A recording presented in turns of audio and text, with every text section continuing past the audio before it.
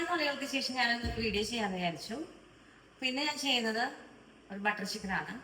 Ingredients വരുന്നത് മഞ്ഞൾപ്പൊടി, മല്ലിപ്പൊടി, മുളക് പൊടി, kasuri methi, cashew, squeeze of lemon, മല്ലിയില, garam masala, butter, ginger garlic paste, ഉപ്പ്, ഇതെന്താ യോഗട്ട്, യെസ് മറന്നു പോയിട്ട പെട്ടെന്ന്, ജീരകം പൊടിച്ചത്, തക്കാളി, സവോള, ഫ്രഷ് ക്രീം. ചിക്കൻ വേണ്ടേ? ചിക്കൻ വേണമല്ല. ഞാനിവിടെ 1 കിലോ ചിക്കനാണ് എടുത്തിട്ടുള്ളത്. ചിക്കനിലേക്ക് നമുക്ക് മസാലകൾ ആഡ് ചെയ്യാം. അപ്പോൾ first yoghurt, 3 spoon yoghurt add ചെയ്യുന്നുണ്ട്.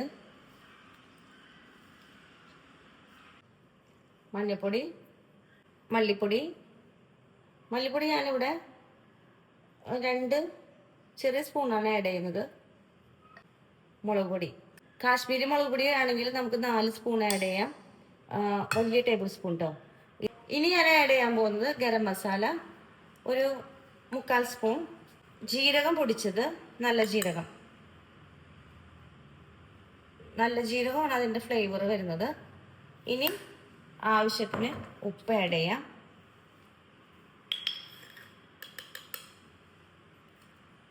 ഇവിടെ 2 ചെറുനാരങ്ങ പിഴിഞ്ഞത്, സ്ക്യൂസ് ഓഫ് ലെമൺ ആഡ് ചെയ്തിട്ടുണ്ട്. ഇനി ലാസ്റ്റായിട്ട് നമ്മൾ ജിഞ്ചർ ഗാർലിക് പേസ്റ്റ് ആണ് ആഡ് ചെയ്യാൻ പോകുന്നത്. ഇനി 30 മിനിറ്റ്സ് ഇത് മാരിനേറ്റ് ചെയ്ത് വെക്കാം. 30 മിനിറ്റ് മാരിനേറ്റ് ചെയ്യാനായിട്ട് ഞാൻ ഫ്രിഡ്ജിലേക്ക് വെക്കുകയാണ്.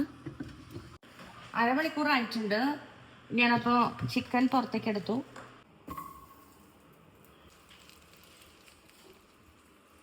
ചിക്കൻ ഓരോന്നായിട്ട് ഫ്രൈ ചെയ്യാൻ പോവാണ്.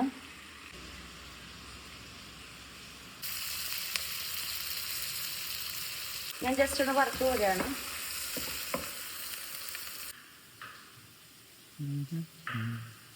മറ്റൊരു പാൻ വെച്ചിട്ടുണ്ട്. അതിലേക്ക് കുറച്ച് ബട്ടർ ആഡ് ചെയ്തിട്ടുണ്ട്. പട്ടയാണ് ആഡ് ചെയ്യേണ്ടത്. ഞാനിവിടെ പട്ട പൊടിച്ചു വെച്ചിട്ടുണ്ട്. ഇഞ്ചി വെളുത്തുള്ളി പേസ്റ്റ്, ഇനി സവോള, തക്കാളി ഇതെല്ലാം ചേർത്താണ്. ഈ ജസ്റ്റ് ഒന്ന് മൊഴിഞ്ഞ് വരുമ്പോൾ ബാക്കിയുള്ള പൊടികൾ ചേർക്കാം. ജസ്റ്റ് ഒന്ന് വാടി വരുമ്പോൾ അതിലേക്ക് വീണ്ടും മസാലകൾ ആഡ് ചെയ്യാം. മുളക് പൊടി, മല്ലിപ്പൊടി, ഇനി കുറച്ച് മഞ്ഞൾപ്പൊടി,